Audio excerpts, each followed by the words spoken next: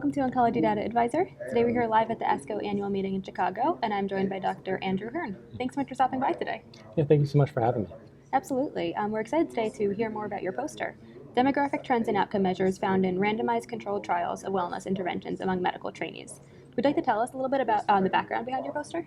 Sure. Well, when I was working on my master's in clinical investigation at WashU, I took a systematic review class, and I had the opportunity to study something that I thought was interesting to me. And as somebody who's been invested in wellness and has benefited from that as well, I've got two small children, and so having flexibility in wellness means a lot to me.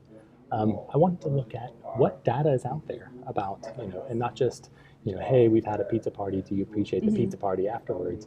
But really looking at randomized controlled trials of these wellness interventions to see what evidence do we have that is improving wellness. Right. And one of the big takeaways is that there was almost 8,000 participants, almost all of them medical students or residents, but 0 fellows Wow. were included.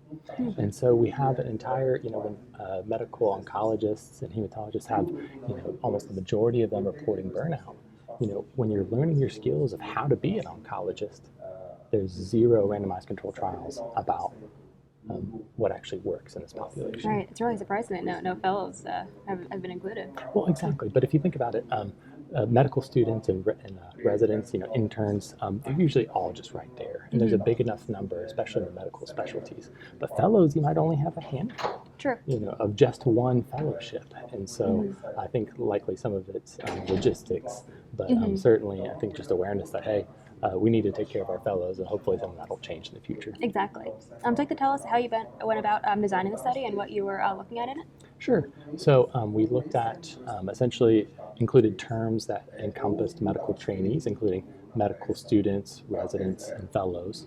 And as long as they included any of these medical trainees, that would count.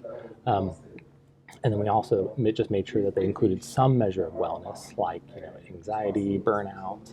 So we were casting a very wide net, and we ended up, about 8,000 studies sort of popped up in our search, thanks to our librarian at WashU. And we narrowed it down to about 46 after we looked at, okay, this is just not applicable. And then we were using our inclusion-exclusion criteria, came down to just 46 relevant studies. So what results did you find? So some of the main takeaways, at least as far as the outcomes, were used, of course, the participants, 0 fellows, and then also some of the outcome measures. They used, of the 46 studies that were there, only 5 studies used similar outcome measures like the burnout index or perceived stress, things like that. So there's really not much cohesion in the outcome measures used. As well as the interventions, 15 of them did sort of mindfulness, reflection interventions, but tied for second place, 3 studies looked at hypnosis. And so when we look at these interventions that we're doing, and a lot of them, I think, when we think about what are residents, looking for, what kind of interventions are they looking for, they're not often looking for hypnosis. I'm thankful that, some data was looked at, and we know about mindfulness being a helpful part, but I think there's just really a need for tailored interventions into fellows. So this is really a paper that identified some of what we have in the literature and what we don't. And the next step will be doing a meta-analysis and seeing, okay, which of these interventions worked. But that'll be hopefully a future publication. Definitely. And you mentioned the need for tailored interventions for fellows. Do you have any recommendations for what these could include? Well, see, that's actually one of the reasons I was really excited to come to ASCO, is because I included a little QR code where fellows could hopefully come, and if they're interested in being interviewed, for sort of the qualitative aspect where I can, sort of say, what is bothering you? Like, what is stressing you out? And then maybe taking an approach that's tailored, because I think one of the things that I've heard from fellows is that they really have, whereas there's often autonomy and a good degree of autonomy in residency, when you're a fellow and you have your continuity clinic, no, you're making the decisions for your patients. And so, you start getting messages during the week, about these decisions that normally your attending would take care of. So you're now available a lot more often. And I hear that same thing being echoed by some of these attendings. And so I really wonder if this new level of autonomy just brings a lot more sort of cognitive load, and I'm wondering if that contributes to it. But the only way to know is to talk with Exactly. fellows. And so, they're welcome to email me, if you'd like. I know it's on my poster, it has a little QR code, but you can email me at andrew.hearn@md@gmail.com.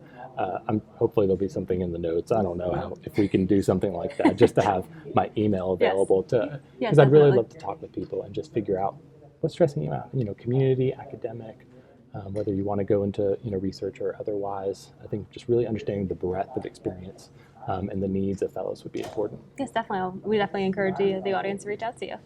Awesome. So as we wrap up, anything else you'd like to mention, either at this poster or a similar research you're doing?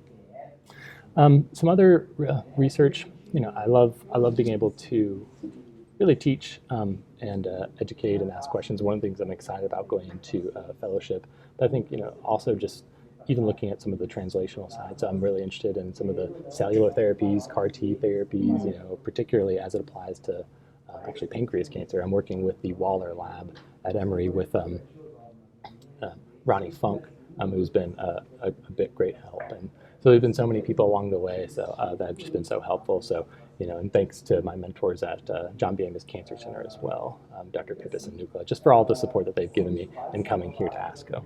Absolutely. Well, this was really great talking with you, and congratulations on your poster presentation here. It was wonderful to hear more about, and I look forward to hearing more about this work in the future as well. Perfect. Thank you so much.